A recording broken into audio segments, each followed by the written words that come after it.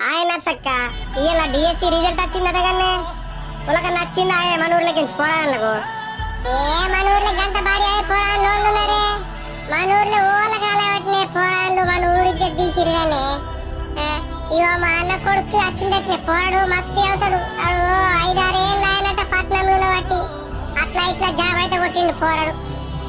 నర్సక్క ఇక కవిత బిడ్డకు జాబ్ రాలేదని ఆ పోరి ఊరేసుకుంటాను చూసిందట్నే మేము ఇవ్వదాకా పోయి దానికి అటు ఇటు మాటలు చెప్పి అన్ని కొంచెం దాన్ని చల్లబడగొట్టి ఇప్పుడు వచ్చినాం.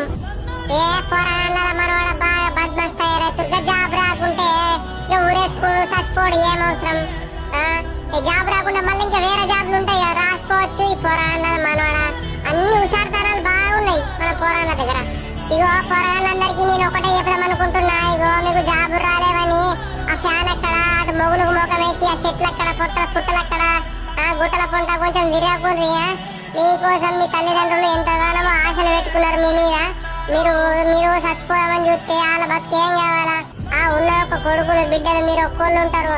కొంచెం ఆలోచించుర్రి. ఈ జాబ్ కాకుండా మళ్ళీ ఇంకా వేరే జాబ్ ఏమన్నా వేసుకోవచ్చు, ఏం లేకుంటే వ్యవసాయం అన్నా వేసుకోవచ్చు. కానీ కొంచెము ఆ సూసైడ్లు బీసైడ్లు వేసుకోకుండా బేట మీ మంచికి చెప్తున్నా, అర్థమైందా? మళ్ళా రాసుకోవచ్చు జాబులు మత్తు జాబులు ఏదో ఒక జాబ్